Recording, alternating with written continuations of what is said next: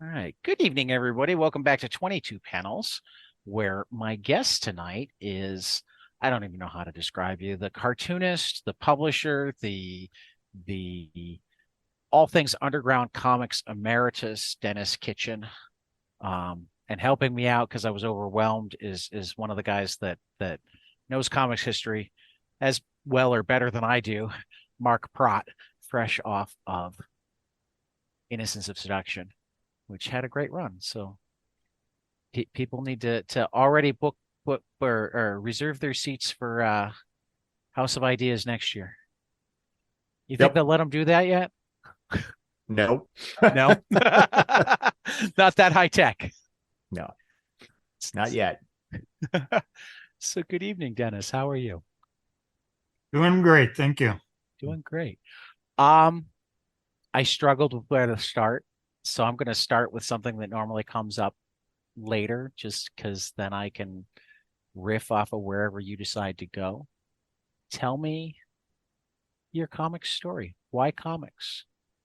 How did you get into Uh, this crazy business, and why well, are you and still here? I think in part because I'm of a generation where comics were disproportionately important. Uh, Got to remember, I'm relatively old compared to you guys, and when I was a kid, we didn't even have a television set. I grew up in mostly Wisconsin, even Texas for a bit, and comic books were the cheap form of entertainment, and I got addicted to them very quickly. I learned that friends in the neighborhood were happy to swap because that's how we could stretch our limited resources. Back in those days, I had a 50 cent a week allowance at a time when comics were a dime. So I Five could comics a buy week. 5 new comics a week, but that wasn't enough. But I could then swap with the kids in the neighborhood. And so the stack grew and grew. And I trained my mother early on not to throw them out. So I was an exception in that regard, too. And, in those days, I devoured everything. I certainly read the superheroes, but what I really liked was the crime comics and the horror comics that were kind of scary and creepy. Mark knows a little bit about those. And really the humor comics are the ones ultimately I think that had the best influence. The Uncle Scrooges, Little Lulu, Oh, things of that nature. I love Uncle Scrooge. Carl Bark. Were you one of the ones that figured out quickly that there was a good duck artist? Yep.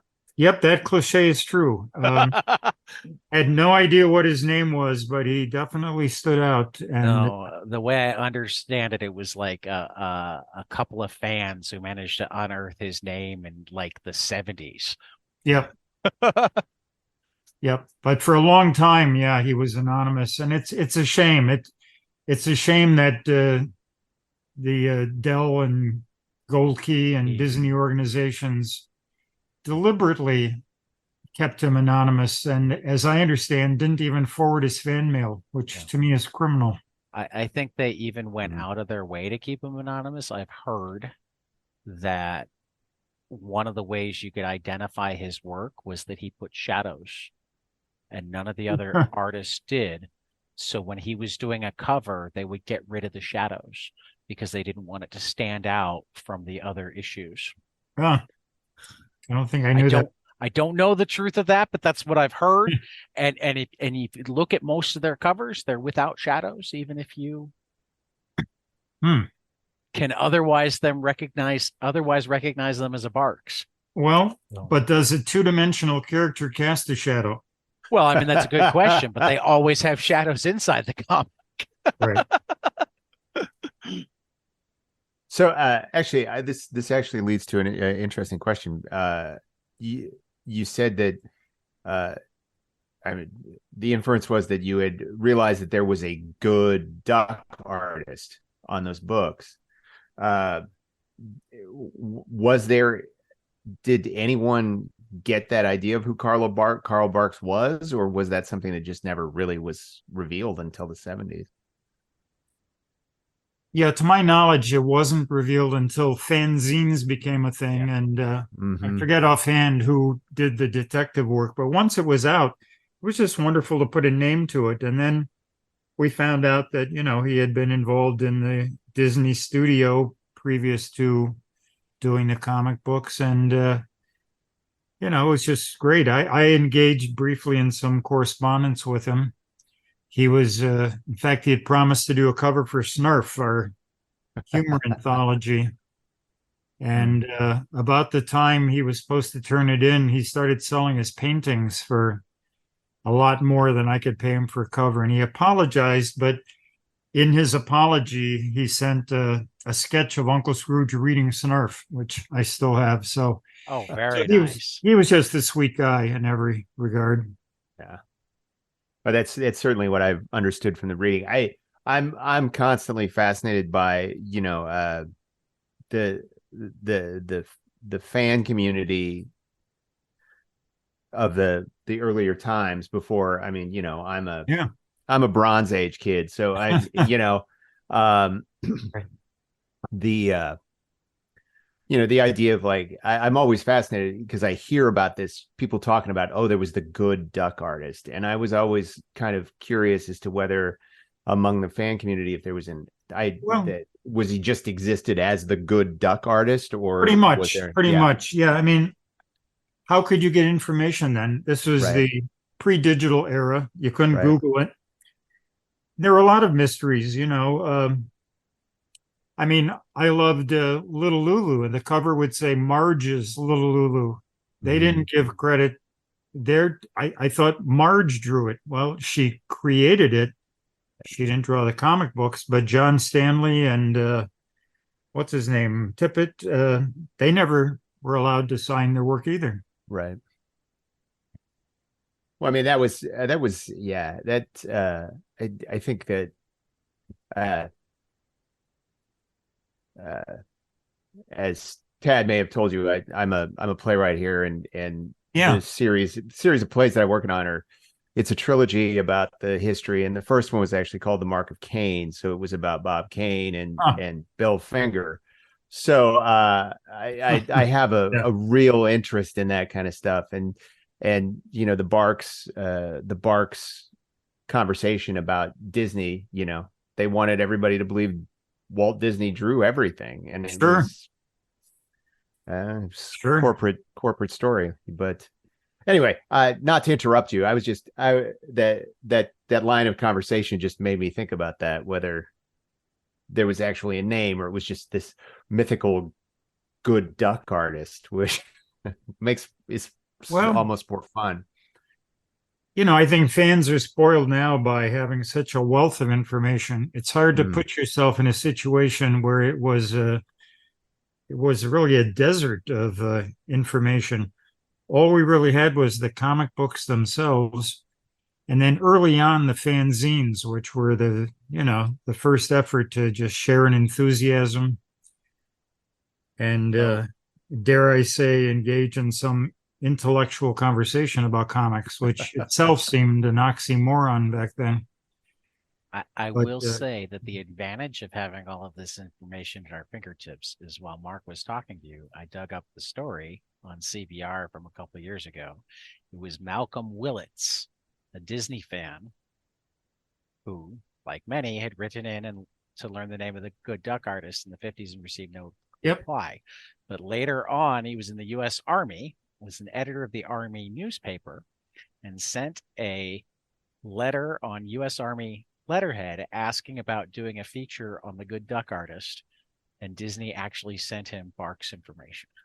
Oh, And he well, sat on it for a little bit, and then they that's put it good to out know. in a fanzine. This is from for a while CBR was doing, I think, a weekly column on um, comic legends where they would talk about whether or not the legends were true or false and give information. And this was one of them back in 2019 from Hmm. Brian Cronin, because I'm a teacher. We got to cite our sources. Well, good. Thanks for fact checking. Yeah, I'm silly like that. But I do think that something is missing I mean, not missing. I never like to say missing because I hate falling into the things were better when I was a kid, but No, it is different. The ways that we interact with the medium now. I mean, on the upside, there's more conventions and more going around and meeting artists and you know various social media platforms or um, message boards have allowed for some interaction, that sort of thing. But on the downside, the fan community. I mean, I think some of it is connected. Those that are younger and really good at using social media or whatever to connect. But I mean, when we talked to Paul Levitz, he talked about meeting people because they would write each other letters huh. based on the addresses that had been printed in comics. No, it's true. In fact, I remember corresponding with Paul when he was a teenager and I was only slightly older. Yeah, well, like anything, there's pluses and minuses. One thing I liked about the old days that I'll say is we read the comics, enjoyed reading them and reread them, and they were not treated like precious objects. They weren't fetishized as collectibles. The idea of encapsulating them in plastic, I mean, was something I couldn't have even. I don't get it either. I don't get it either. Yeah, that was one of the first decisions we made with this podcast. Is we're about like comics as things that you read and enjoy. We have zero interest in what they're worth. We have zero interest in the collector market. Yeah, good to hear. Now, that's not to say if I didn't find an Action #1 under my bed, I probably wouldn't treat it very carefully. But if I found an Action #1 under my bed, I'd get to be able to be a comics publisher because I'd sell there it. You go. Right.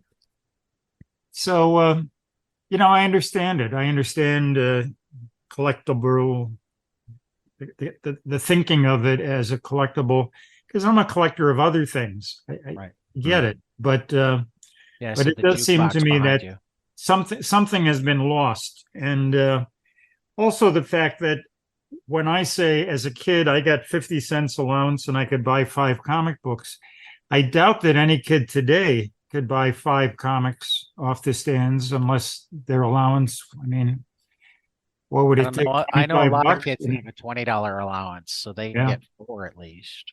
Yeah. Well, maybe that's roughly comparable then. It's more comparable than some people think, but what's disturbing to me is how not enough of the difference in prices managed to make it into the creator's hands.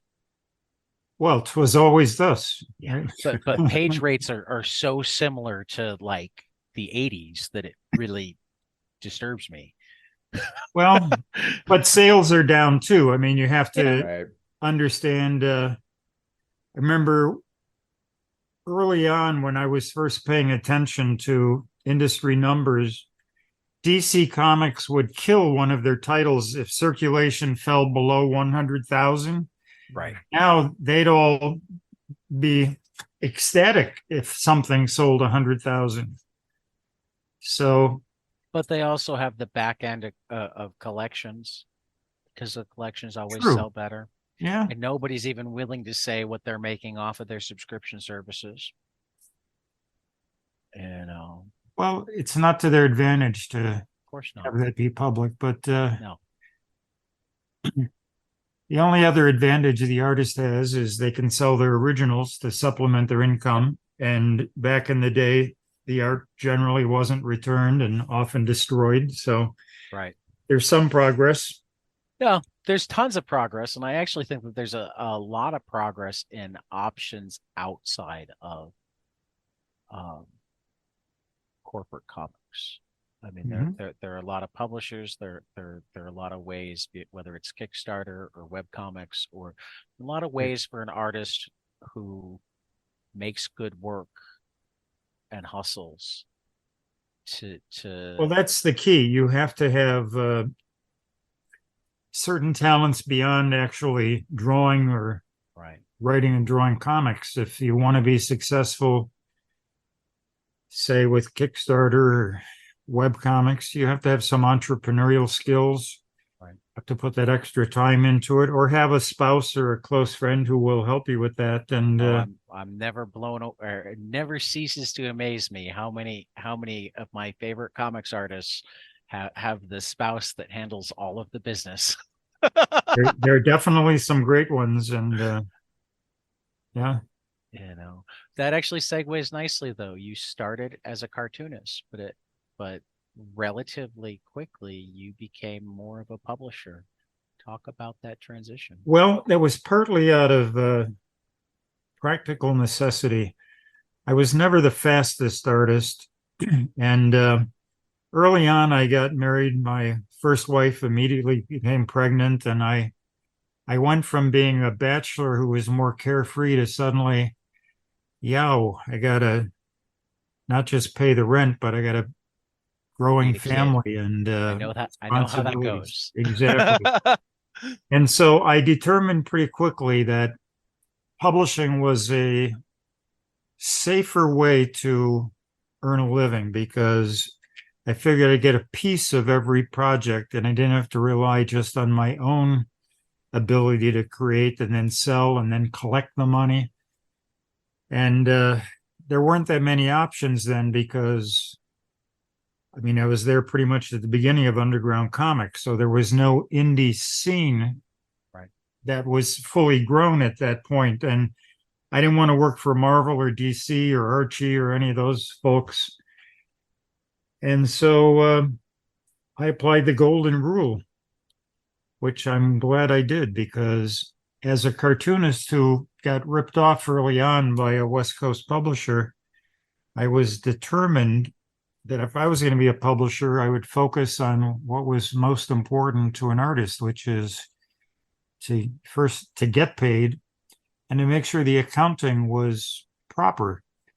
Since Underground's paid on a royalty basis, it was not a flat rate. If you wanted the best flat rate, you'd have to work for one of the large publishers. But with the Undergrounds, you might not initially make as much, but if your book was reprinted, like if an R. Crumb or Gilbert Shelton or some others, every time that book was printed, you get another check. And it could add up. I remember early on doing the math and trying to convince someone they should consider Undergrounds. And I said, well, Crumb made, I think it was $800 a page on Homegrown Funnies. He didn't make it all at once, but cumulatively he did. And, you just have to weigh these things. Do you need the bigger check Friday, or you want more over the next several years? And unfortunately, that's still a decision a lot of folks have to make. And if you don't mind doing work for hire, you don't mind doing someone else's character, and you're okay with that, I hold nothing against any artist who makes that choice.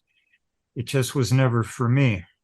Yeah, I think there are a lot of artists that go back and forth. It's like, I'm going to get my steady paycheck for a while, bank some, go do my thing for a while, go back and bank, which it just blows my mind, because the market, particularly the market for distribution of creator owned, it take one person that wasn't even ridiculously rich, just a little rich, who decided that they wanted to upend the market by paying a decent page rate up front and then doing royalties the way that you said, and they would immediately be publishing all of the best creator-owned stuff. You'd think so, but it's not a business model that appeals to them, obviously. No, we definitely live in an era where if you have money, you just care about having more money. Right. I was commenting to somebody earlier that, when capitalism works, there shouldn't be a lot of cash on hand. Yeah. But it seems like the bigger the corporation, the less willing they are to take risks at this point. Yeah. Part of it too is the comic book format itself, because it's a relatively low end business model, as opposed to, say, look at France, where they don't have comic books. They go right to albums. The albums are priced like a hardcover book, and they sell, maybe 30,000 copies of a book that retails for 20 euros. There's a lot more money there than selling 20 or 30,000 comic books at a fraction of that retail price. But, you can't make the American model suddenly the French model, or vice versa. You live with the system you have. Right. But clearly there ought to be a better way for good cartoonists to make a living and not have to constantly freelance and hustle with side gigs. And it's one of the challenges. Well, I think that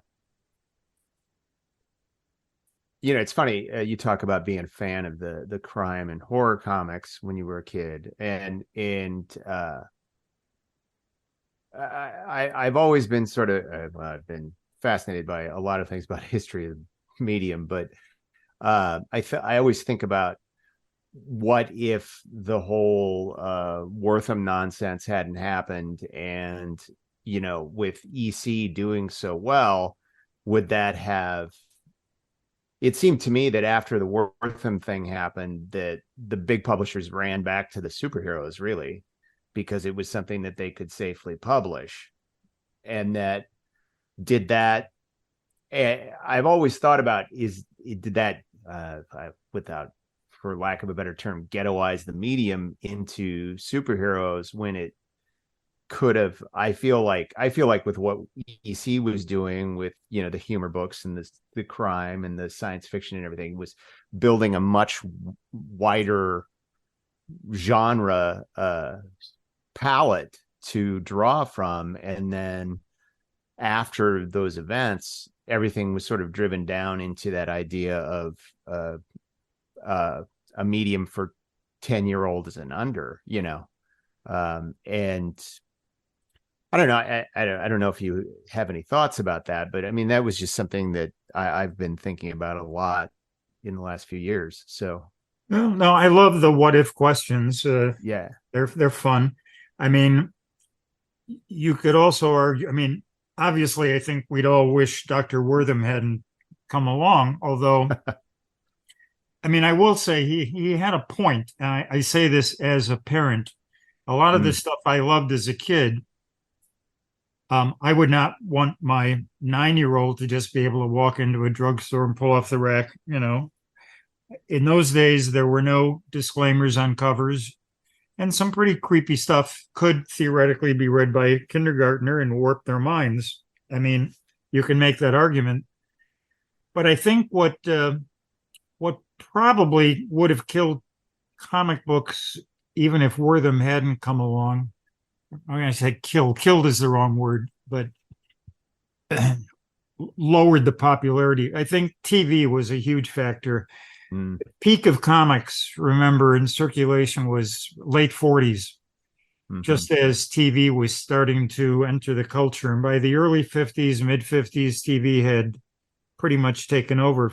So think of all the time, because there were a lot of adults in closets reading comics who certainly were quickly gazing at TV sets, just as their adolescent kids were. So I think, you can argue those numbers that were numbering sometimes over 1 million copies a month in the case of Captain Marvel, Crime Does Not Pay, and a few others. I think they were unsustainable. And now you're at a point where, again, even 1/10 of that is almost never seen. 1/20 of that is not common. Unless you're Raina Telgemeier. Yeah. Well, have Pilkey. Well, and again, then you're not really comic books, but there's something to be said, yes, by the fact that the Rainas of the world are selling huge numbers of comics-like books. They're just not comic books. And they're also towards the largest or the broadest possible definition of comics. Right. I go and also than Scott McCloud sometimes. Right. And a younger audience. I mean, look, we could argue all night about what killed comics. They're not dead yet. I don't think they're anywhere near dead. No. I remember one time when Kitchen Sink Press was, I forget what year, but it was one of those times when I think distributors were dying, and I called Will and I said, I think the comics industry is dead. And he said, no, it's not, Dennis. He said, trust me, I've seen this industry die 5 times. Yeah. And it made me laugh. And it's true. I've since told the same thing to other young publishers. Yeah, no, I think I mean, the medium itself is so versatile and so wonderful that I don't think it's going anywhere. How money is made from it, who publishes and who doesn't, that's Right. always going to be in flux, because almost everything, the regular publishing industry has been upended multiple times through the years. The newspaper Absolutely. industry has been upended multiple times through the years. There's no lasting industry that stays the same. Absolutely true. And no, it's not going anywhere. It'd be like if someone young I knew wanted to play the guitar, and I said, "Don't learn to play the guitar. There's no money in that, right? You're still going to learn to play the guitar, Right? And one out of some large number will make a living at it. Yeah. And comics are the same. You can do comics just for you and your friends and get pleasure out of it. To get something on the newsstands and get a bestseller, those are all increasingly difficult increments. But at its core, anybody with a certain talent can do it and just get the pleasure of doing it. Well, I think of when it comes to being the artist and trying to go after something, Dave Chappelle has stepped sideways a few times lately, but back when he did his Inside the Actors Studio interview, he talked about when he told his dad he was going to be a stand-up comedian. And his dad's like, you'll never make it, blah, blah, blah, blah, blah. And he turned to his dad, who was a teacher, and he said, "Dad, how much do you make a year?" And his dad told him, he's like, if I can manage to make that much a year, I'll consider myself a success. I don't care about getting rich and famous as a comedian. Right. I want to be able to pay the bills as a comedian.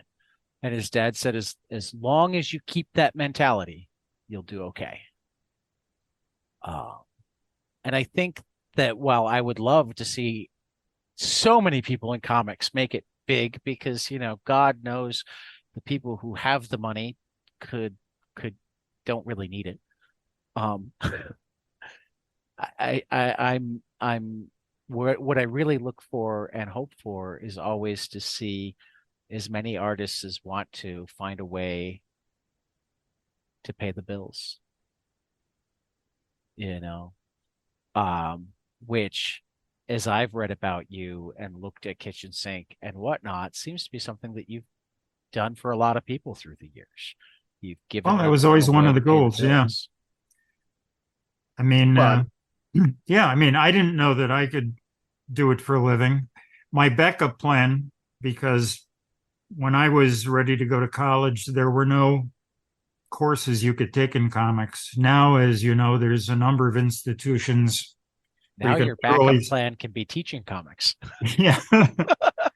So my backup plan, I majored in journalism because I like to write, and I love newspapers, and I thought I'd be satisfied if I was a journalist, but I'd rather be a cartoonist. And so I always had a plan B, and I never had to turn to it.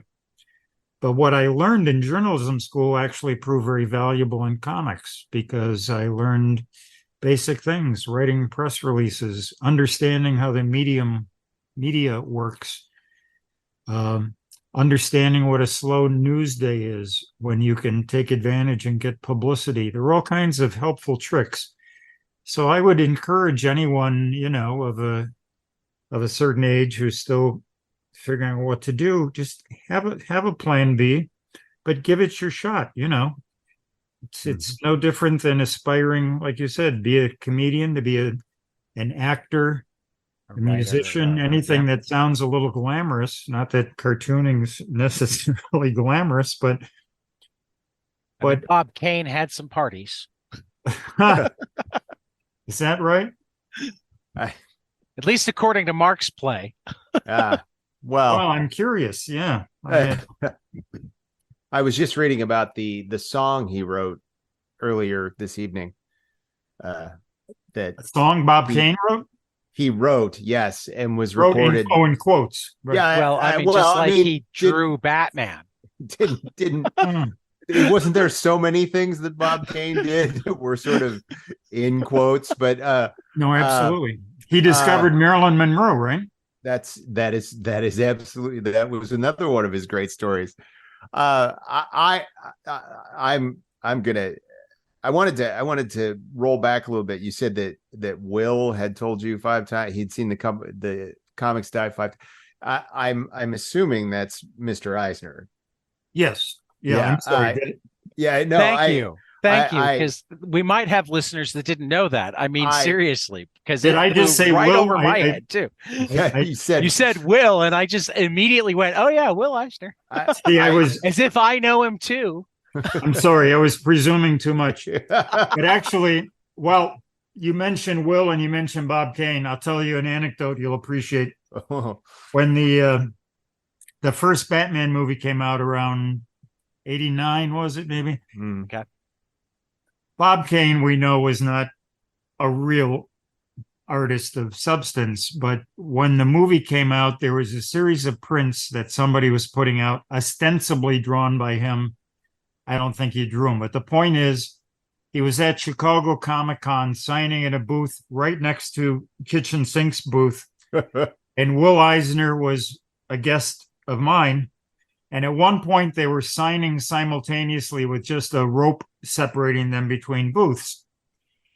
And at one point, when there was a brief break, Bob Kane leaned toward Will and he said, "Hey, we haven't gotten together in quite a while." He said, "How about when the show's over, we grab drinks?" And Will said, "Oh, okay, Bob." So the convention closes 5:00, whatever.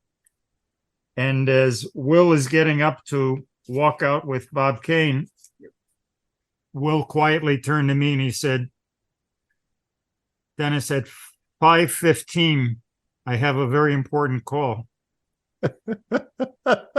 I said, "Okay." So I walked over to the bar and I apologized profusely, and I said, "I'm so sorry, but we've got an emergency, one of your books, printer, blah, blah, blah." So he turned to Bob and he said, "Sorry, Bob, we'll catch up again another time." And as we were walking out, Will said, 15 minutes with that son of a bitch is all I can tolerate. And I thought that spoke volumes. See, I think I actually have a tangential Bob Kane story. Yeah. I think you just beat. Doesn't everyone? I worked in dementia care for a long time. And one of my residents, when she found out that I like comics, was like, "Really? I knew Bob Kane." And I'm like, Oh. and I already knew half of this stuff. So I'm like, okay. She's like, "No, it's okay. He was a total asshole. His wife was nice though." Wow. Because when you reach a certain point, there's no filter left. Plus, she didn't care about comics. I know. Well, you mentioned Paul Levitz earlier. Paul told me one time when he was still the president publisher of DC, Bob Kane's widow called to make an appointment, and he had no idea what it was about. So she got into his office, and he said, "Well, what can I do for you?" And she said, "Well," remember, she knew nothing about the comics industry except what her husband told her.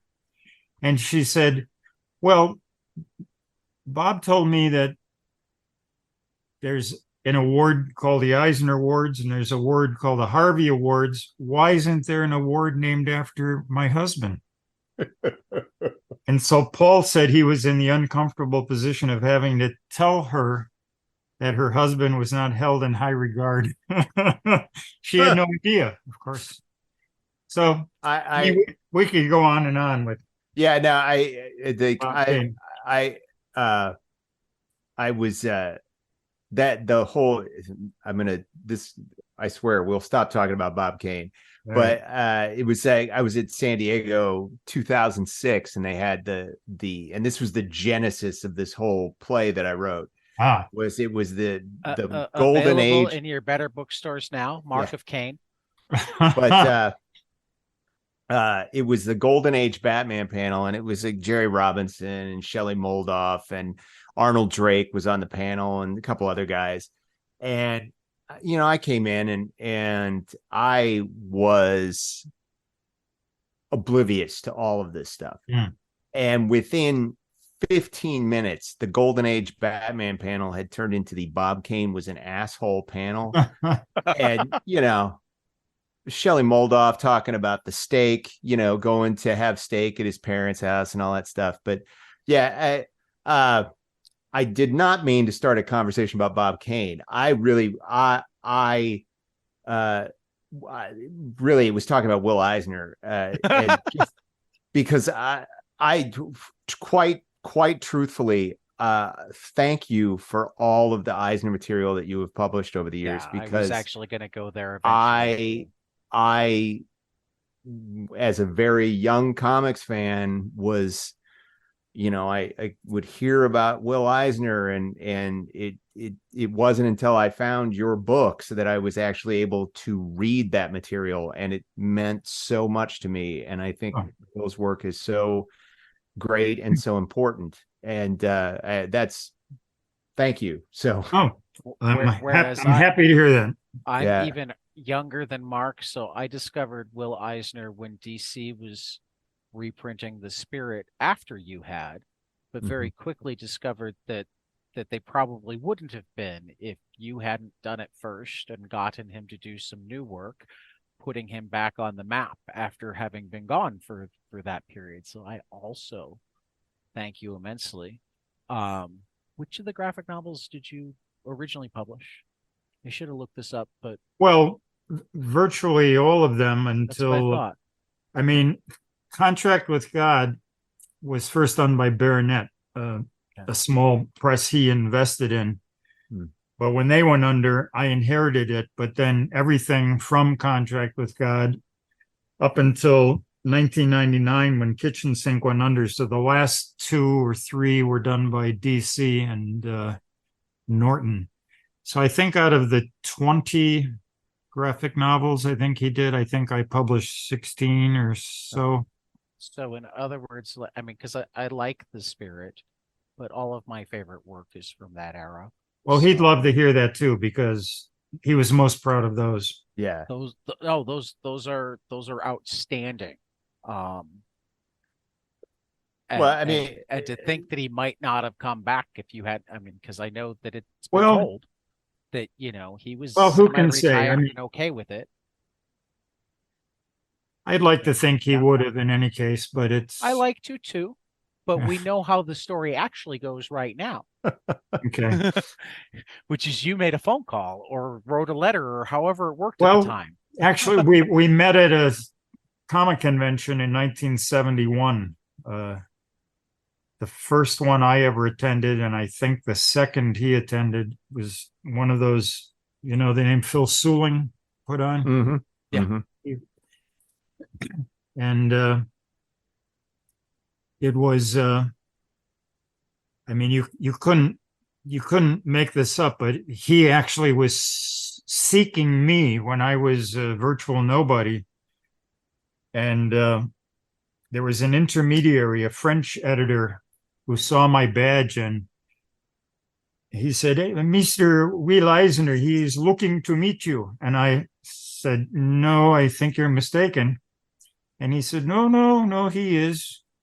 So he insisted on taking me to wherever Will was, and sure enough, it turned out Will was very curious what these underground comics were. So he wanted me to explain to him, not just from a creative point of view, but the business model, because it upended all of the conventional premises he knew about the comics industry. And so he wanted to know, did you really distribute them on a non-returnable basis? Do you really pay a royalty? And on, practical things. Right. And that, of course, led to me saying, hey, I'd love to reprint The Spirit. And but it really was not something I ever could have predicted would have happened. But we hit it off right away, even though we looked completely the opposite. I mean, I was an archetypal hippie, and he was in a three-piece suit and balding, and I had hair halfway down my back. And as Will said a number of times afterwards, Denis and I both smoked pipes, but with different substances. Well, I've always, the whole, again, I don't mean to go off on tangents here, but I mean, like, the whole Eisner mystique. Mark, you've been on the show I know, but the whole Eisner mystique and the way he ran his shop and his sharpness about the business matters. I think that's fascinating to me, that he would come to you and he'd be like, tell me about how this works for you, and I just think that's great. I think that it is what I have always found so exciting about his work is that I feel like that whole attitude is sort of baked into it, like that and that, not to take away the creative genius of it, but that like when I read The Dreamer, I was fascinated to see his obviously fictionalized version of his own life, and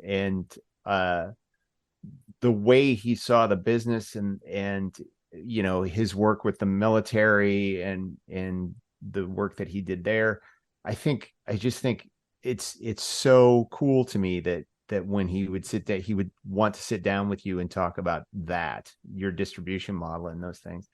And certainly, I mean, if you follow the history of the medium at all, your distribution model was revolutionary, and as was Eisner's before you. Well, yeah, everybody else was trying to sell a strip. He managed to sell his insert. But what you were doing essentially is what the big Market two became. Eventually had to move towards. It took a while to catch up in a weird way. Yeah. It just basically what it did was it eliminated the inefficiency of the old market, which was you basically printed roughly twice as many as you knew you would sell, knowing half or more would get pulped and destroyed. That seemed crazy to us hippies.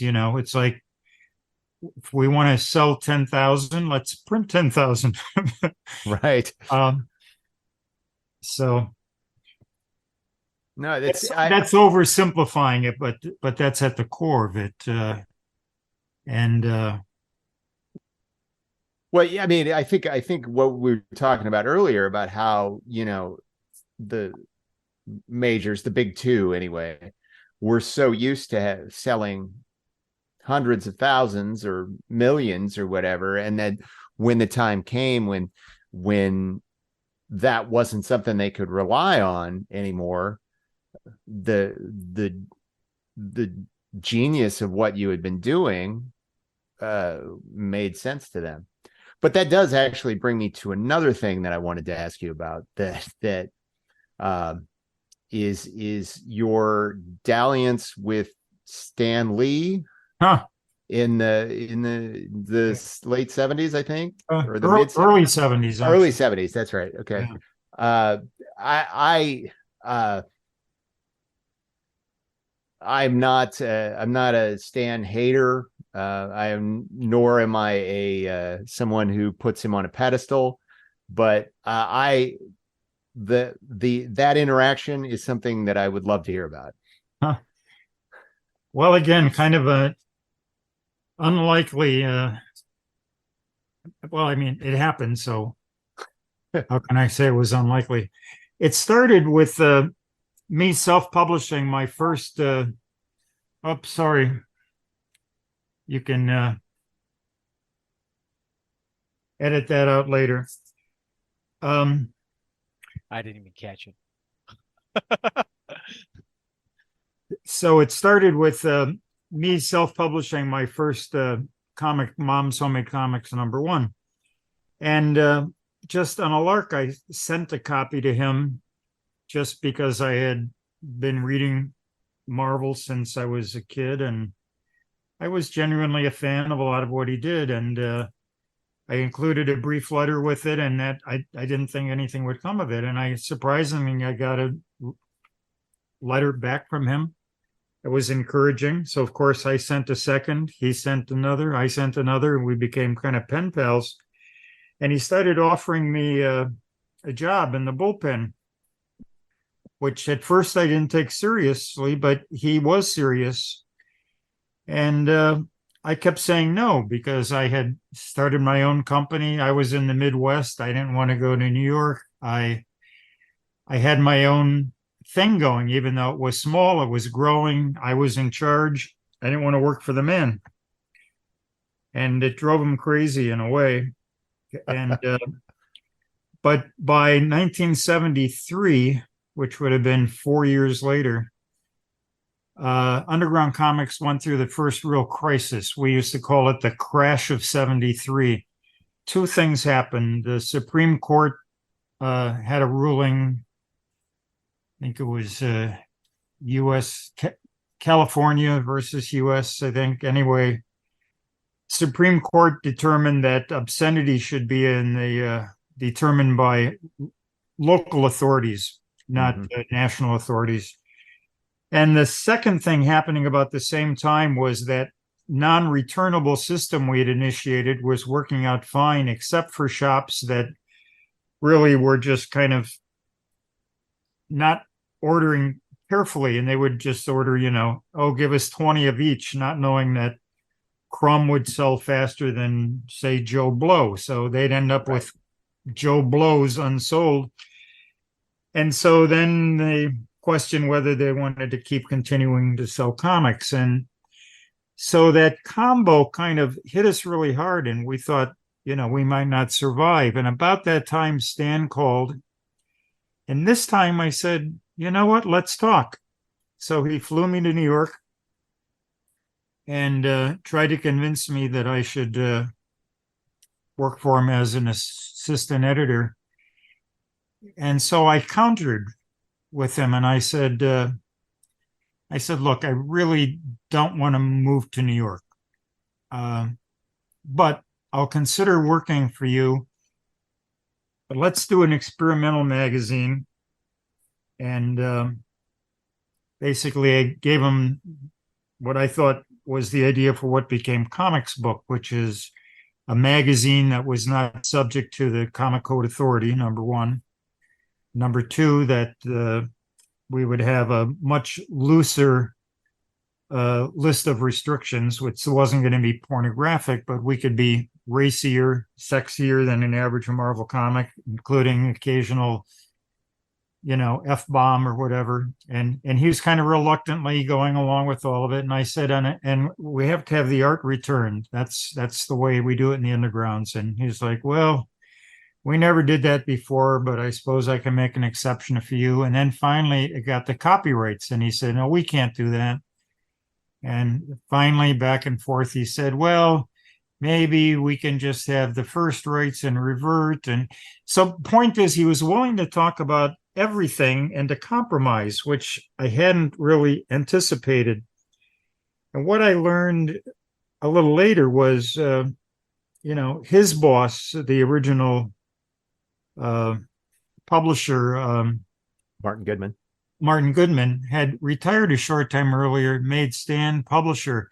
And Stan wasn't really an experienced publisher. So, as green as I was, he was in a way greener.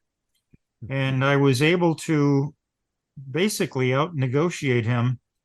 So all I really wanted was a way to save Undergrounds and to make more money for the fellow artists, and also get a salary from myself so I didn't have to rely on my own company that was very rickety at that point.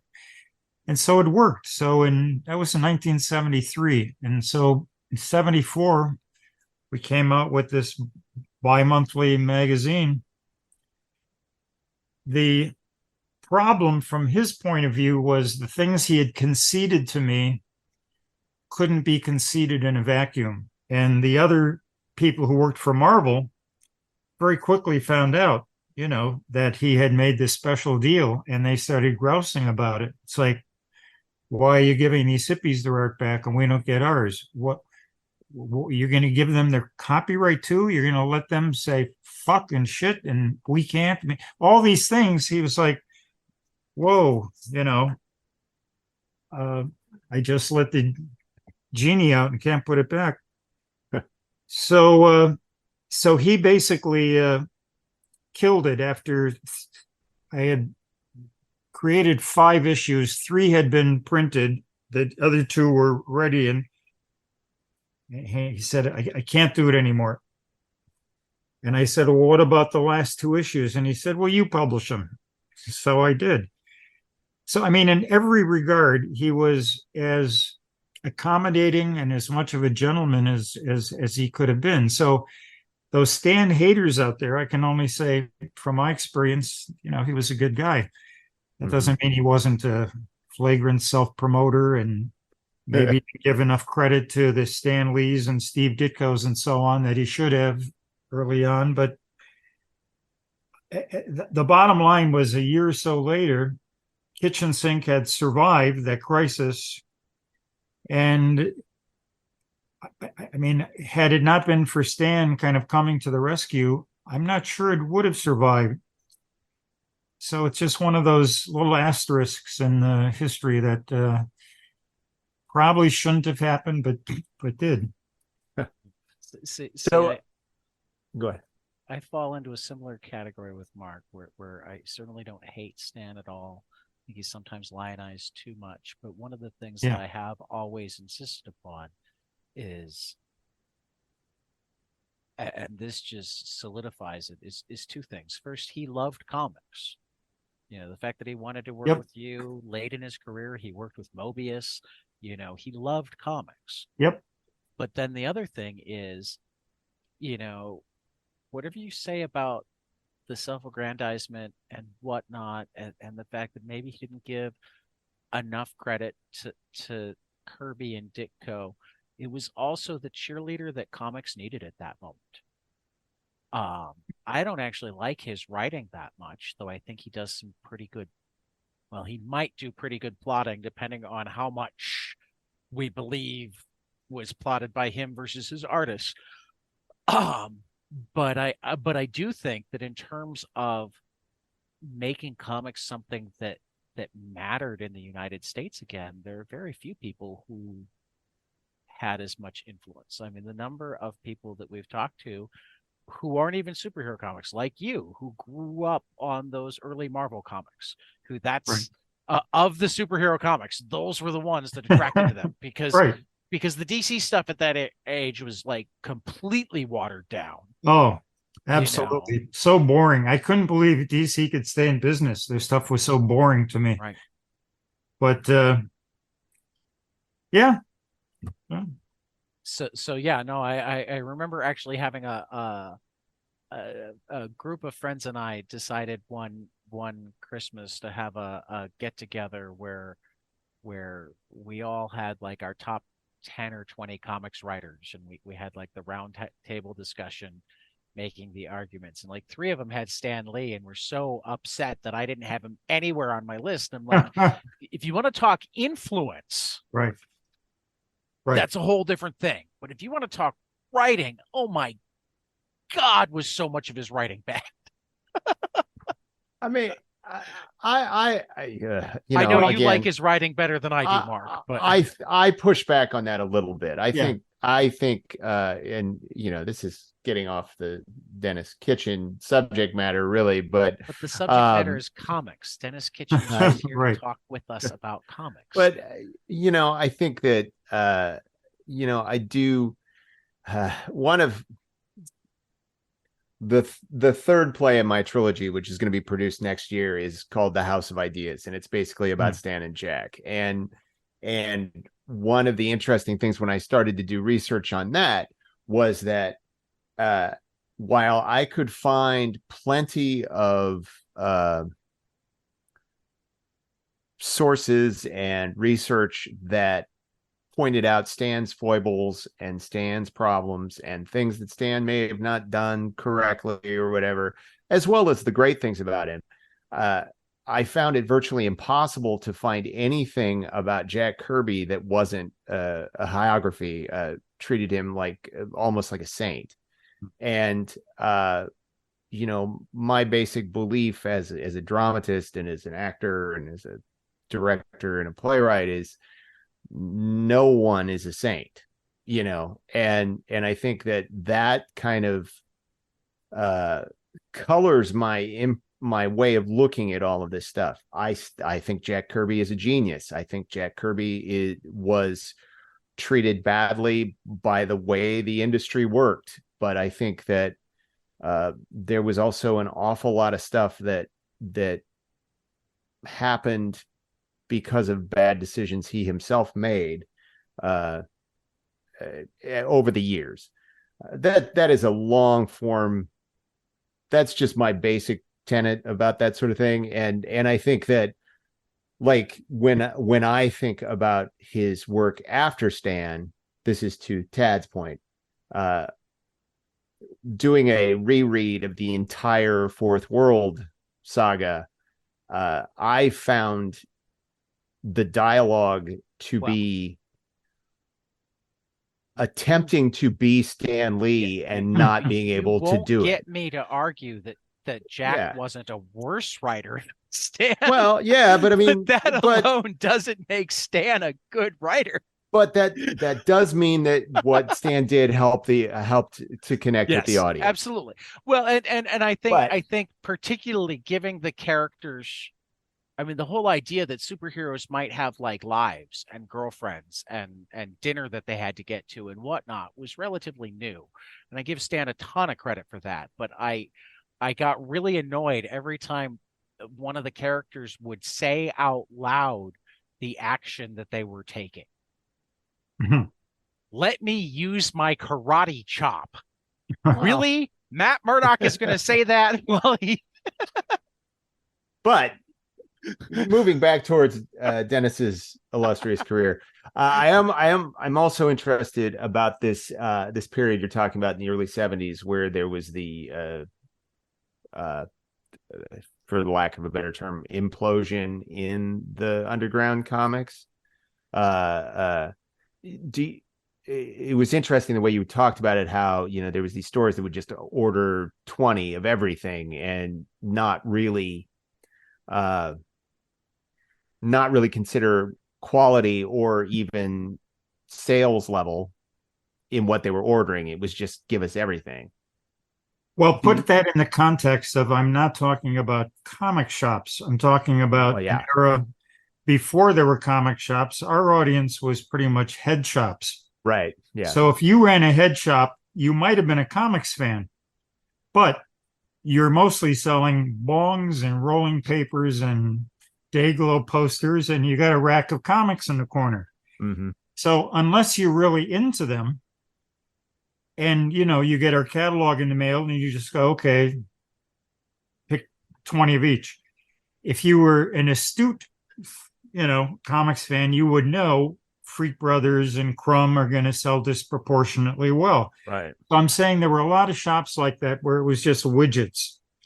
And so they were the ones who tended to then have an overstock of things that would after enough people look at it and put it back, they get dog-eared, and then nobody wants it because it's kind of banged up.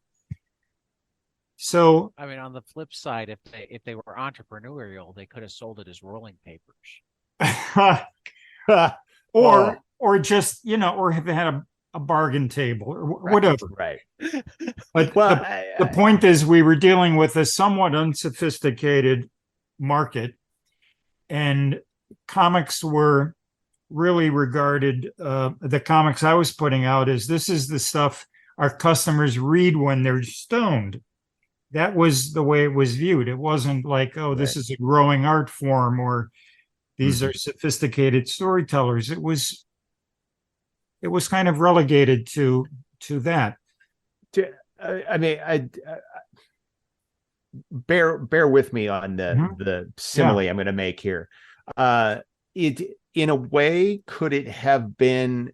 Do you think that it was comparable to, say, what happened with the mainstream books in the 90s, where there was a couple of titles that were really big sellers, and that your the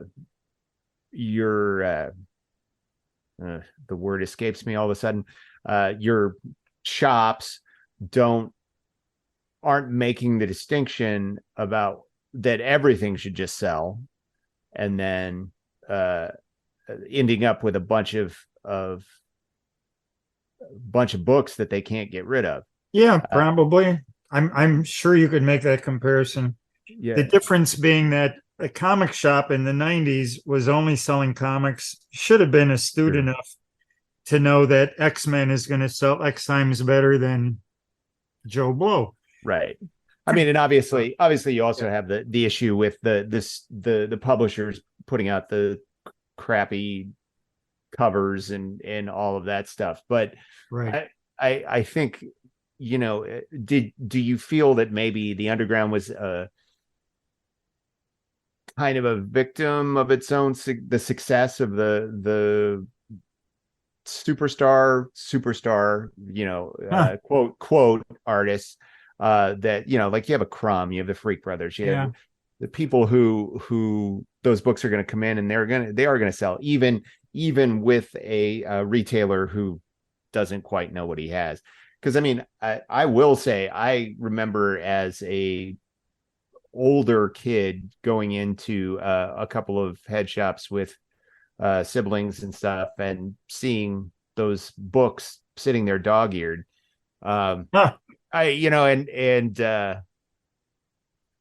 Thinking I probably should just buy this, because God knows it's probably a something you can't find anyplace else. But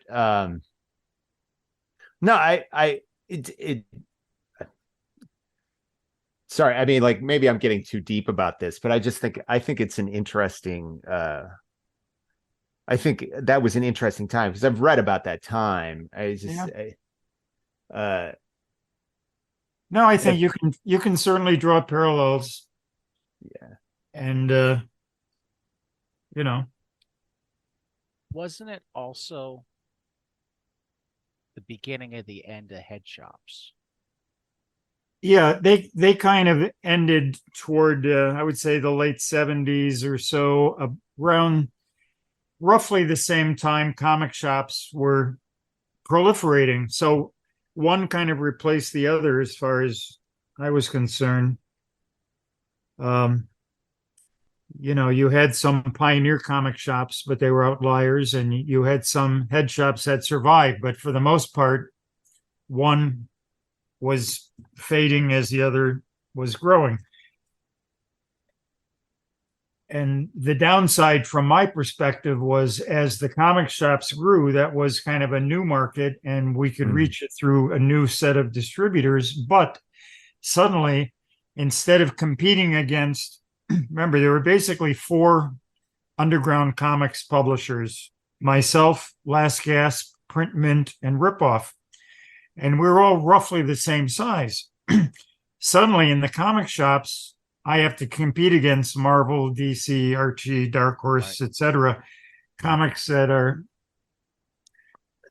have larger market shares and are going to dominate the racks. So it became a different kind of challenge. Yeah, and your books would always end up like in the back in the adult section, so you know. Yeah. I mean, and I that, you know, that's because I remember reading about how a lot of the head shops transitioned into comic shops based on that, but I don't know. I think I can't remember the book I read that was sort of about, it was about the underground scene in the Came 70s. out recently. I think it was fairly a couple of years ago. Dirty Pictures. That was it. Dirty Pictures. Okay. Yeah. Yeah. My brain is not exactly working today. But you know, there was you know, there was a lot of there was and maybe it wasn't that book, but there was just a lot of talk about like that it was exactly what you were talking about. There was these very popular artists that were making these books, and that maybe there was like a glut of other people who were trying to get to that level and just didn't have the wherewithal or the talent or whatever. As a publisher, you know, you love all of your children. So sure. I never thought I was publishing something that would contribute to a glut, you know. I thought this one's going to break out. This one is new genius or whatever. Right. And ultimately, you know, the market speaks. But I would say the Undergrounds had quite a resiliency for a long time, and they did a lot better than probably people think of. If you ask the contemporary fan, you know, how Underground Comics did, I mean, a bare minimum of 10,000 copies of every copy sold. That was the minimum print run, and they always sold out. Right. And then it was a question of, well, do I reprint it? Because we weren't coming out with a new book, you know. It's not like Superman every month. It was like an Underground when the artist finished it, whether it was 6 months or a year, whatever. Mm-hmm. And I always just gauged usually my gut instinct whether something should be reprinted. And as long as the sales were decent, and after another year, reprinted again. Some of the books would go through 8-10 printings. I think one of Crumb's books went through 16 or 18 printings. They just the sales would be substantial. Like Crumb's Underground, I think, sold 180,000 copies. That's damned respectable. It just didn't happen in 1 month, you know. Right. And I do want to be clear. I'm not accusing you of causing a glut in the industry or anything like that. It's just it's just one of those things that I read stuff and I think about it. So hindsight's always easy. Before we move a little bit into more modern fiction, just because you open the door for it by saying that you don't like to choose between your babies, I'm going to ask you to choose between your babies. What were your favorite comics that you published in that era? I mean, like personally, what did you like to read? Oh, well, I enjoyed I would say like the anthology Snarf, which was a chance to showcase the humor comics, and a number of people that kind of just broke in there. Like Joe Matt was first published there. I think Howard Cruz. I'd have to think, but it was a showcase for rotating talent. But I always had favorites, of course. I mean, who doesn't like Crumb? And I always welcomed his stuff. But somebody like a Rand Holmes, who wasn't as prolific, but I thought was also an amazing genius of an artist whose career was shut short. I I enjoyed, oh gosh, there are so many. I mean, discovering Mark Schultz was certainly a pleasure. The whole Xenozoic Tales. Oh, yeah. Uh, I mean, I would say the gay comics, giving a venue to gay cartoonists, which at the time just seemed like, why not? They didn't realize that was kind of opening the door to something that was only going to get. I mentioned to you before we started that I'd read the Gutter Review interview with you, which I recommend that people go look up. Just the Gutter Review in general is, I feel like it's going to be my new rabbit hole. It's got some really, really impressive comics writing, but the interview that Chloe, I'm gonna butcher this. Is it Maville? Do you know? Definitely Colleen. I can't remember Chloe, last name. Yeah, I think. Chloe. Maville. I think I'm hoping I'm pronouncing that right. Um, she did a really fantastic interview, but you talked about gay comics and the fact that the first problem was you knew Howard was gay, and he asked you if you knew any other gay comic artists. And why did you take it from there? Well, it turned out neither of us knew any other gay cartoonists, and so I suggested we send a form letter to every artist in my Rolodex. So Howard and I proceeded to write an invitation, and I sent it to everybody, which probably was, I don't know, 75, 100 cartoonists. And out of that, 6 or 8 emerged that we wouldn't have known were gay or bisexual. But I also got a call from S. Clay Wilson, who cussed me out for just sending him the letter and saying, do you think for a fucking minute I might be queer? Like, well, who knew, I mean, you send it to everyone or you send it to no one.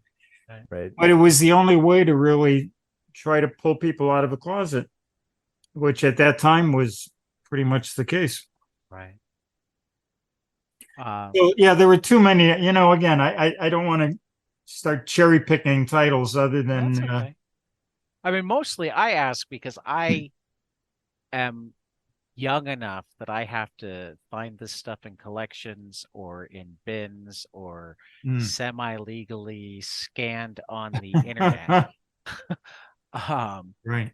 So I always like to hear titles that I haven't heard of before. I mean, I got to admit, I've been reading about Mark Schultz since you brought him up, because I didn't know who he was until you mentioned him, and I know a lot more now, and we'll get to know more.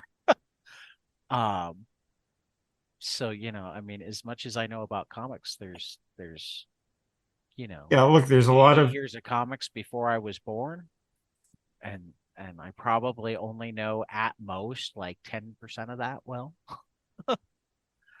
And that's probably well above par. So right.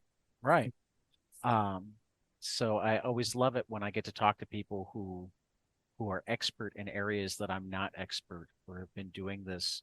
I mean, I was blessed to have Bob Sikoriak as one of our first interviews. Sure. And he just knows so much about so many comics. Yeah.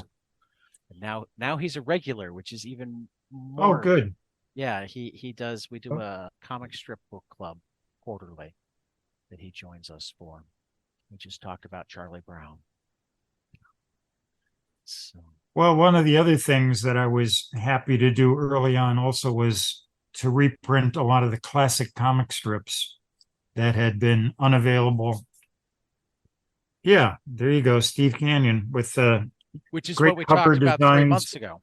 Yeah.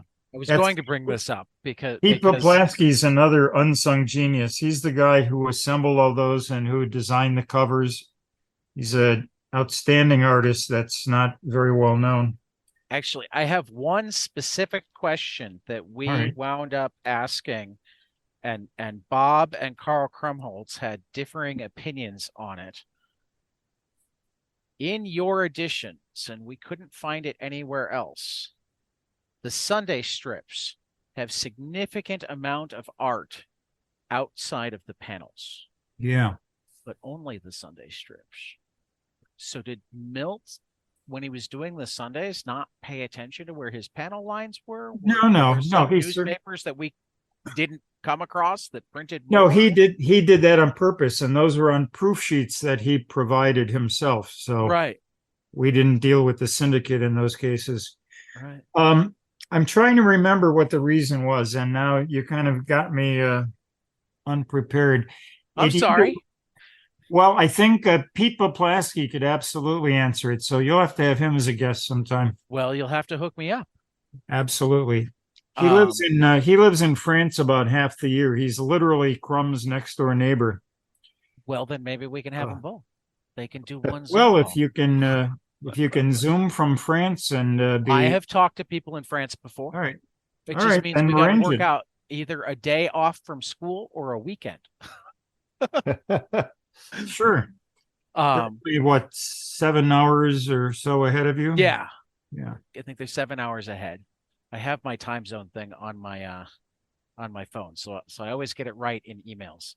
I learned that early because we had a roundtable that involved people in the East Coast, I think somebody on the West Coast, and somebody in Scotland. And it happened to be on the day that in the United States, clocks moved forward. But British summertime starts 2 weeks after daylight savings time. So we'd set everything up assuming that there was a 6 hour difference. And it turned out that it was on one of 14 days where there was only a 5 hour difference. And I figured this out like 3 days before we were recording and had to like scramble. Yeah. But yeah, no, Carl looked at it and said, he just wanted to get all the sizing right because he was drawing a picture that was bigger than the panels. He just did it. And Bob looked at it and was like, why on earth would you do that level of work on inks that were never going to be published? Right. And, it's been probably 30 some years since I published that. So Sounds about right. The explanation eludes me. 1985 is the one that I have in my hand. I know he wasn't wasting his time. There was a reason. It might have had to do with the fact that, there were different formats of newspapers. There were tabloids versus the full sheet papers, and they often had to modify the strips so they could fit either.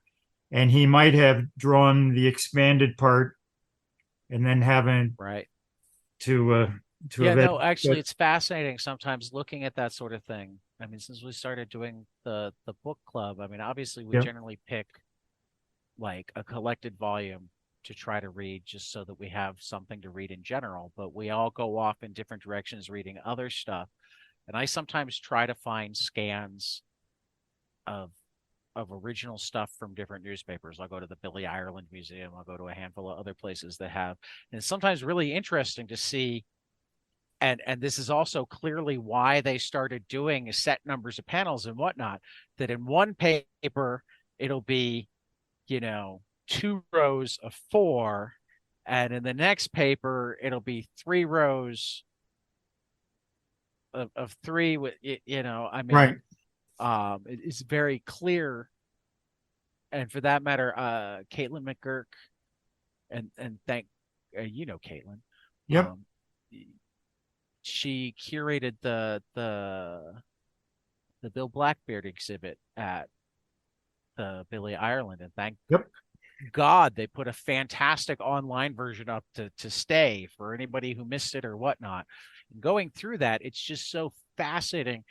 There's so many things that we think of as innovative page designs that were being done in like the teens and 20s and then went away as you must have panels. Absolutely.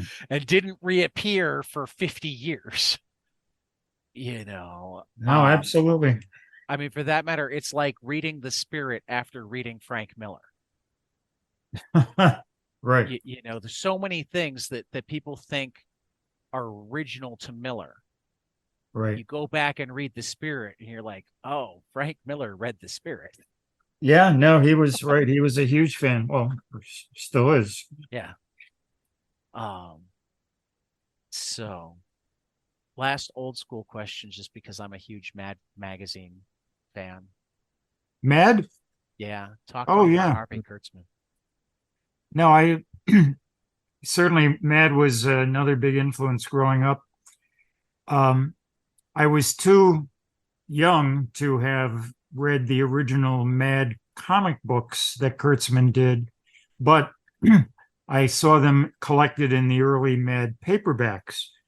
Okay. So that's where I first saw the, Super Duper Man and Flesh Garden and all those great parodies. Caitlin brought out the original Super Duper Man the first time I toured the Billy Ireland in honor of our podcast name. Yeah. But I did grow up reading Harvey's Trump and then Help. So I was a Kurtz maniac early on. And I would say, in general, speaking of my generation of underground cartoonists, virtually all of us were pretty profoundly influenced by Kurtzman and his various satire magazines.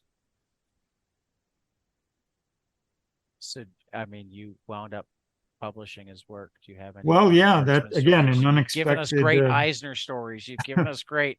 Give me one great Kurtzman story. When you think of Harvey, what do you think of? Perfectionist. Okay. I would say, again, it's part of his genius, but also a detriment where,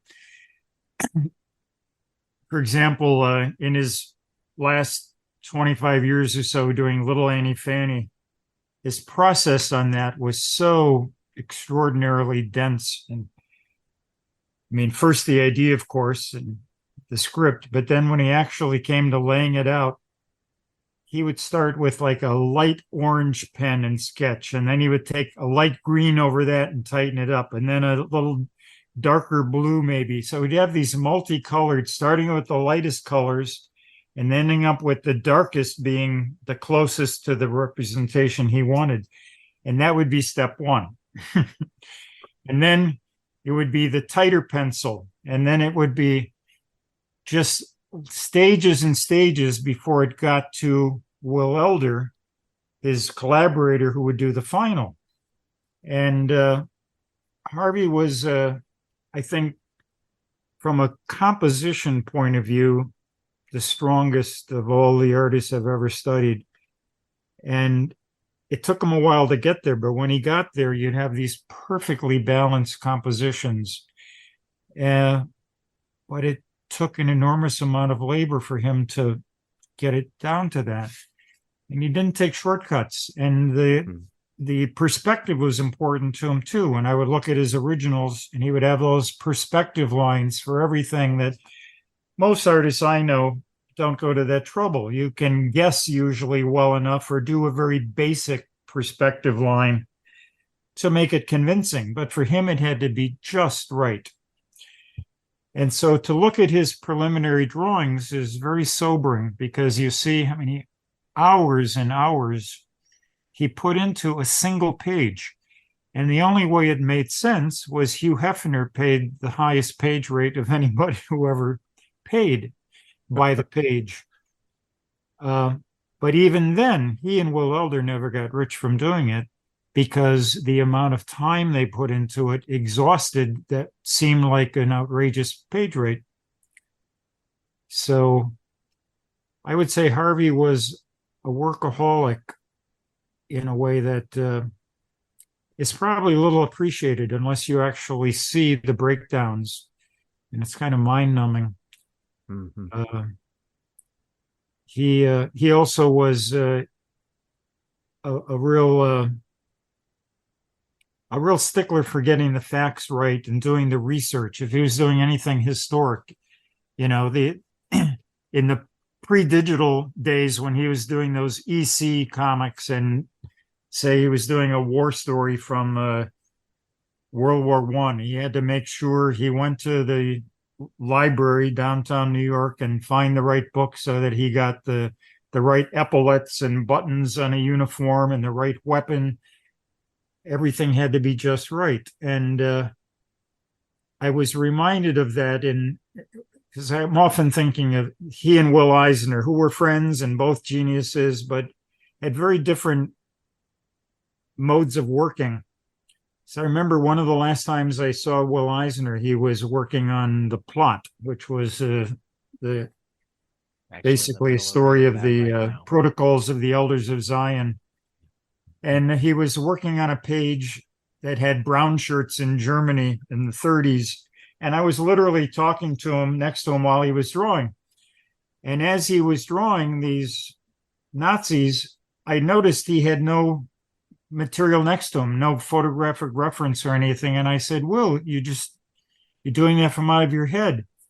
And he said, do they look like Nazis to you? And I said, yeah. And he said, then they are. Now, if that had been Harvey, he would have had stacks of books next to him and it would have been perfect. But for Will, it was more the impression. Right. That was all that mattered, not the detail. And that kind of summed up their lives in many ways.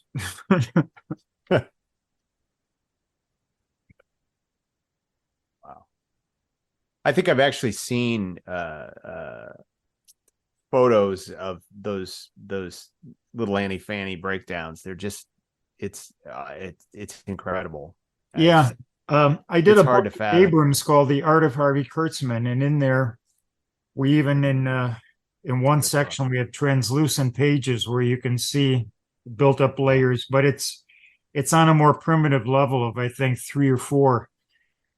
And in some cases he would do a dozen or more overlays. Wow. So incredible. There's a story coming up, Heritage next April. I'm selling a lot of my own collection, and in there is a particularly exhaustive example of a story he did. And I hope Heritage shows all the pages. You don't have to bid for it, but you can just see the mind-numbing layers. If I could bid for it. You can, please do. No, I said if I could actually bid for it without having to risk like a divorce, I'd be the next Denis Kitchen and be publishing comics. Well, convince your wife it's a smart investment. See, that's the key. She's been around me too often in the comic shop when I tell people, no, I won't tell you which comic to invest in. Investing in comics is a fool's errand. Well, buy the one that you love. I have yet the few couple of pages of original art that I actually have managed to amass in my life. I have not been able to convince my wife that those are any kind of worthwhile investment. Really? Wow.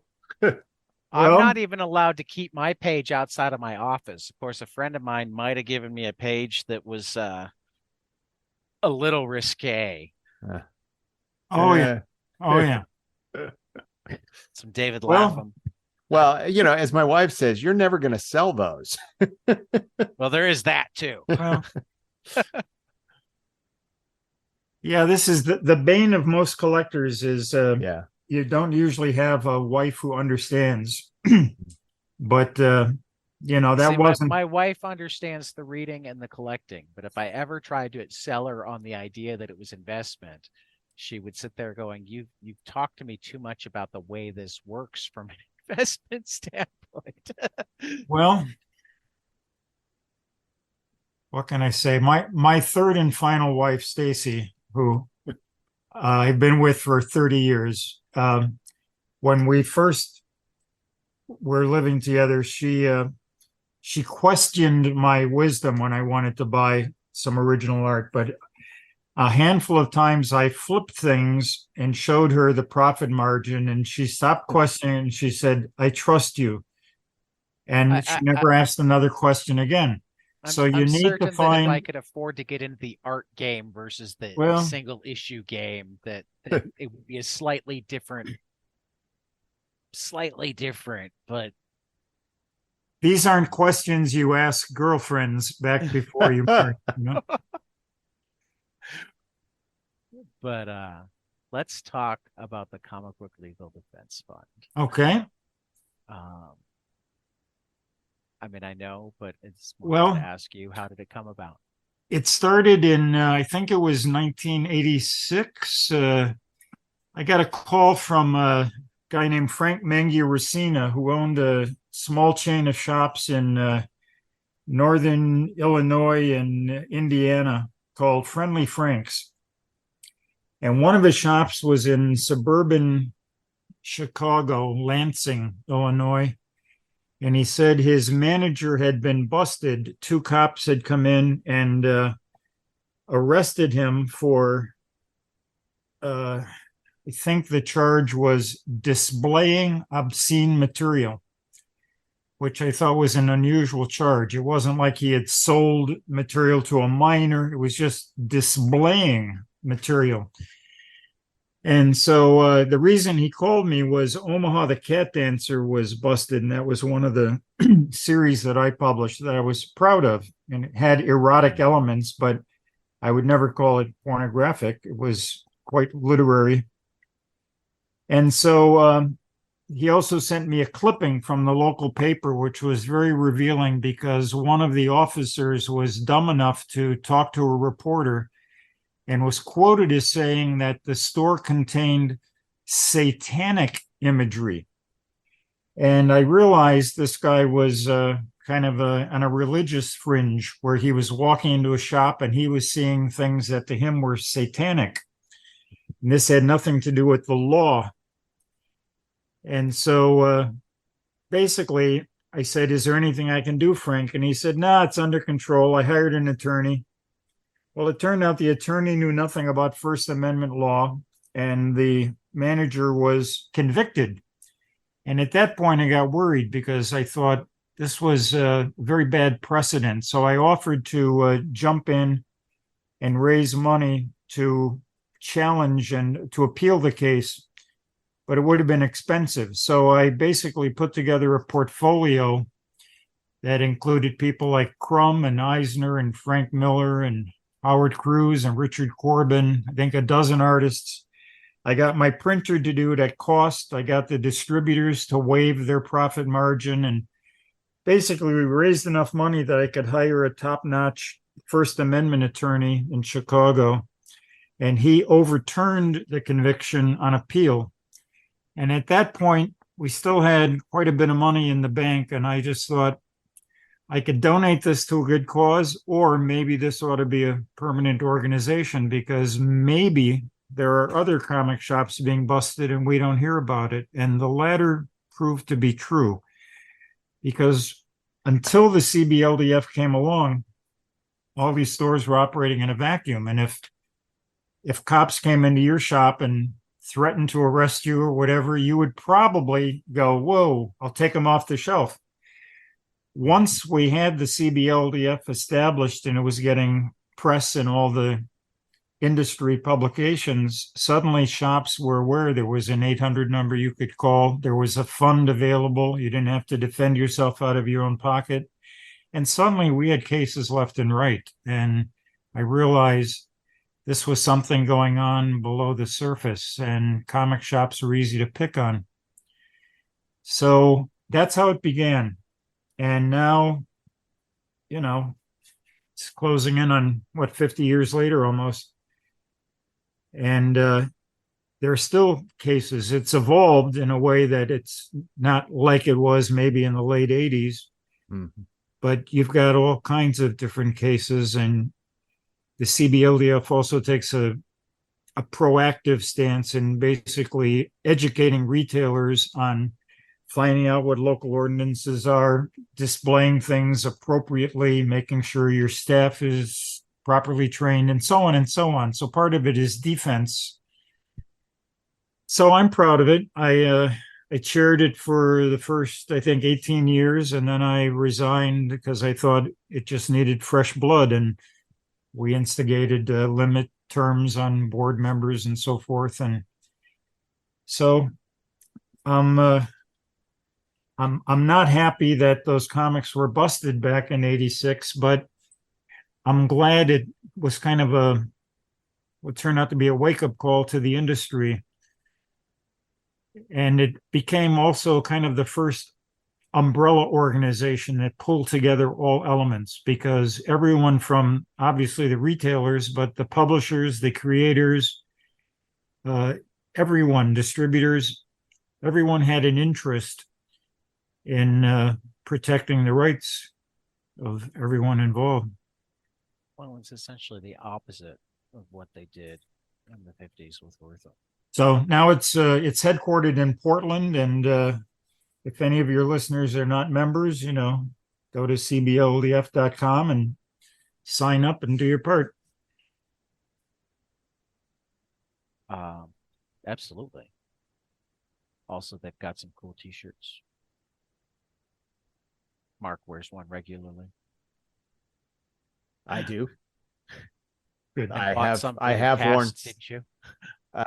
Yeah, I bought. Yeah, actually, Jeff Trexler came out and did a talkback after our show this year because Good. it was about Wertham and EC Comics and all of that stuff in the 50s. So Jeff was kind enough to come out and do a talkback after the show, and was very successful. We had a great time. Wonderful. So, Glad to hear it. yeah. So big supporter. So dual questions before I thank you so much for staying up late with us. Yeah, I'm a night bird. Lateness is not a problem. Well, see, that's good to know. But first, what are you reading these days? Well, it's not all about comics, of course. That's okay. I read a lot of things. I think the thing I just read most recently was Three Rocks, the story of Ernie Bushmiller by Bill Griffith. That's on my pile. Yeah, it's I'm a Nancy freak, so that was a pleasure. Well, we might have to talk to you about joining. We've got Bushmiller on the slate for the comic book. Oh, excellent! I'm glad to hear that. Or the comic strip club sometime next year. There's a Nancy cult out there, has been for a long time, and yeah, there's about to be an exhibit at the Billy Ireland. That's right. In May, they're going to have a Nancy Fest. Yeah, which is great. I may be out there for that. So anything else? Well, I'm trying to think. Sometimes, trying to remember what's on the reading pile. Somebody just recommended a manga book to me, and I have it, and it's sitting on my table, and now for the life of me, I can't think of the name. It's a horror, about an inch and a half thick horror book by Junji Ito. His name begins with a U, I think. Now I'm embarrassed. I can't think of it. And Naoki Urasawa. My daughter Violet gave me a copy of Genderqueer recently, and I promised her I would read that. It's really good. There's a number of things that these days I'm less plugged into the industry than I used to. So a lot of it comes from recommendations from people who, like, I rarely go into a shop, but if they tell me they read something really exciting, then I will make sure I order it, probably online.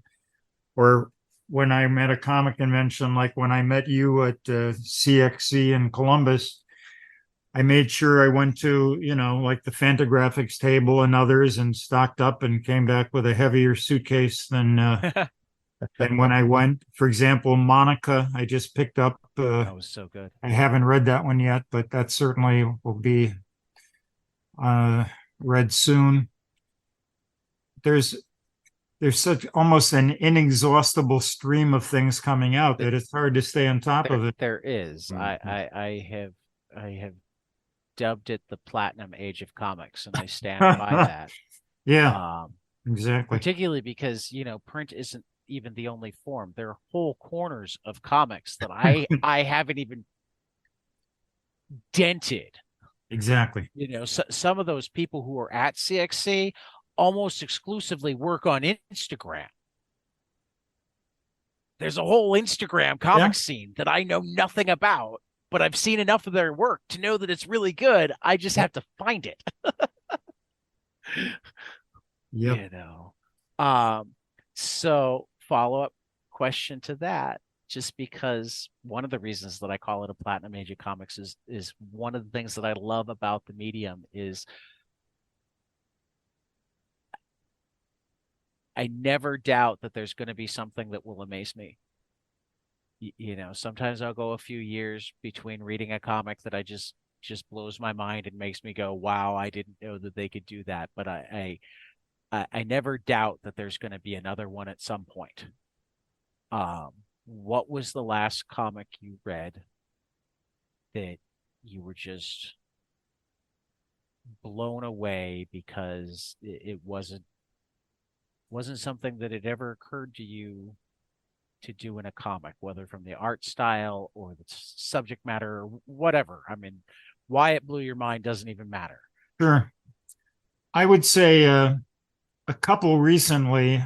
I just got a Charles Burns book from I think Cornelius is a French publisher, and Charles Burns' artwork just always blows my mind. It's so perfect what he does with a brush, and I've known Charles personally for a long time, but nonetheless, it's, you know, relationship aside, I still have springs coming out of my head every time one of his new books comes out.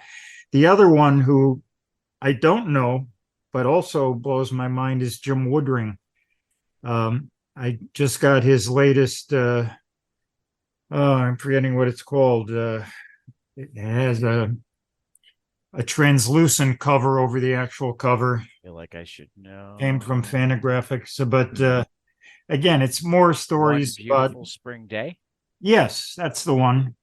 It's a more, you know, Frank and the Pigman and all that stuff, but the way he draws just fascinates me, and I know how he does it, and I know how he has his wavy line technique, but the compositions, the ideas, the real surrealistic approach that I always think, okay, there is a story here. It's a dreamlike story.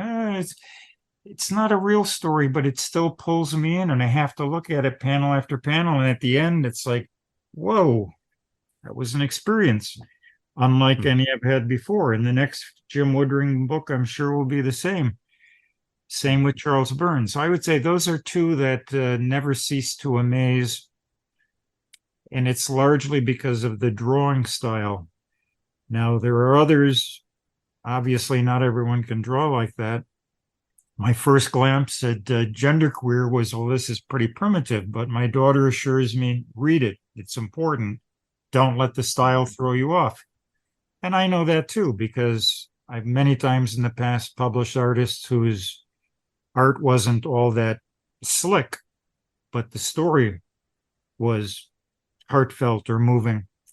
So I get it. In an ideal world, I like it when the stories are amazing and so is the art, but you can't always get both. Well, and speaking as somebody who has always loved words, I'll take the stories being great and the art being not so slick over the art being slick and the stories not being. Right. I've heard that many times, and you're right.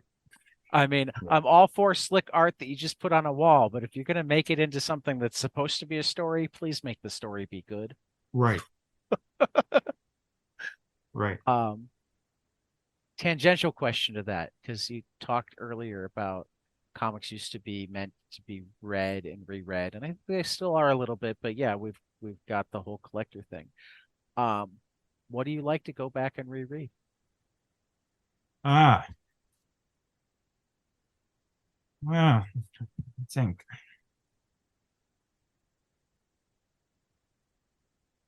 Well, I do occasionally go back and reread Will Eisner. I have to say that's one I'd partly do for sentimental reasons, and also because I still represent his estate as well as Kurtzman and some others. But we're selling the artwork on behalf of the family. And more often than not, I'll have some pages that I have to price before they're scanned and offered for sale. And in looking at the art, I go, oh, wow, I love that story. And I go, now I got to read it from the beginning because I just looked at 3 or 4 pages in sequence, and it's like, it's been a few years. Do you have a You favorite got to story? revisit that one. So that's probably the example that happens the most. But I also have a pretty extensive library, and I'm sure you guys, like anyone who has books, you're putting something in the shelf, you're moving to make room, shifting things. And I will just rediscover things I might have put on the shelf and never read and go, oh, I never did look at that. I start flipping through and I go, now it's time to read it. So it's unpredictable. And I remember once I was with Harlan Ellison many years ago, and he was telling me he had a visitor come to his house, and apparently Harlan had an amazing library. Wish we were a video podcast just for Mark's face right now. And someone was visiting Harlan, and they saw his vast library, and they said, oh, have you read all of them? And he said, as only Harlan would say, you fucking idiot, of course I haven't read them all. And that's the way it is. All of us who love books, you accumulate books generally at a faster rate than you can consume them. And sometimes you forget why you bought a book in the first place. And there was actually years after you buy it, you finally read it. There was a study done a couple of years ago that the more unread books you own, the more likely you are to be a flexible thinker. Essentially, I mean, they had the data to back up the correlation, but the theory on the causation was if you bought things even though you didn't have time to read them and held on to them, it meant that you wanted to learn new things. You wanted to change your views on things. You wanted to explore. So final question, 2-parter. First, anything specific that you have on the horizon? And second, I noticed that a lot of your more recent work, you've been working with your daughter. So what's it like being able to work with a child? And what do you have coming up? Sure. Well, I just promised Monty Beauchamp I would do a story for his next Blab anthology. So sometime between now and I think January, February, I have to do a few pages for him. So I'm thinking about that one now. I just did a cover for a Canadian zine, and I've got a couple commissions I've got to do. So I am drawing more now than I was for a while. My daughter Violet graduated earlier this year from the Center for Cartoon Studies in Vermont. And so, I mean, I am her father, but I do think she's a remarkable talent, continually getting better. 3 or 4 years ago, we co-wrote a book for Beehive on Harrison Cady, kind of a forgotten cartoonist who we both thought was amazing. So we did a book on him, and we promised to follow up with one on Boris Artsy-Bashev, another artist that most of your readers will scratch their head over. But if you look up Boris Artsy-Bashev, you'll see some pretty amazing art. He's most famous for kind of anthropomorphic machinery. Oh, fantastic. Yeah.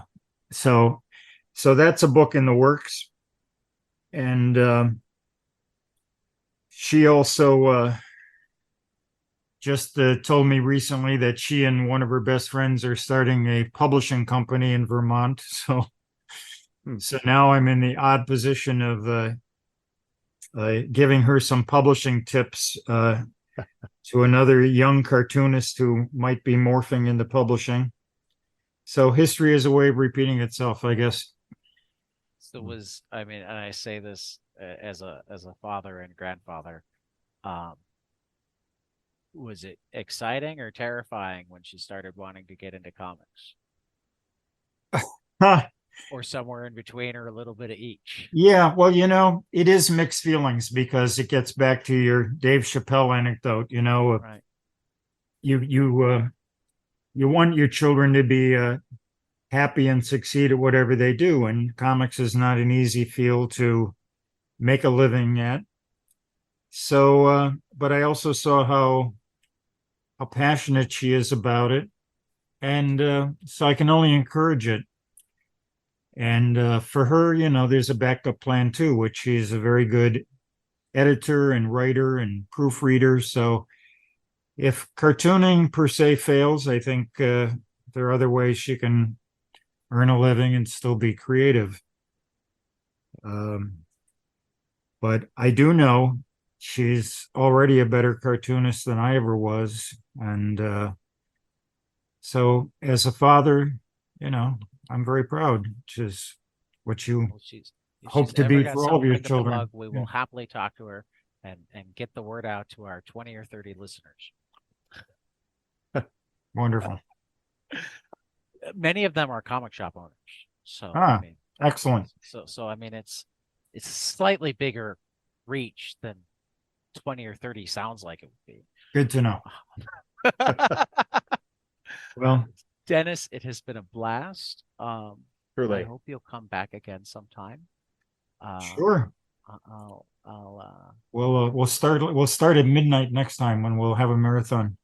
I am all for that on non-school nights, but I actually have a cartoonist friend. I'm a teacher, and particularly I'm a special ed teacher, so I can teach a lot of subjects. And actually, I have a cartoonist friend of mine who thankfully lives on the West Coast that is waiting for me to tutor them in math.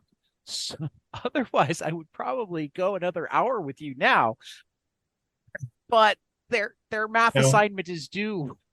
Understood. We didn't cover everything tonight, so we'll take a second. I didn't even want to try to cover everything tonight. You've got such an illustrious career. Dennis, you're every bit as sweet as was advertised. Well, thank you so much for coming. No, it's been fun for me too. Great to chat with you guys. Hopefully we'll talk some more, because I like Right. talking to anybody who likes talking comics. So let me take us out, and then we'll talk for a second before I let you go. All right.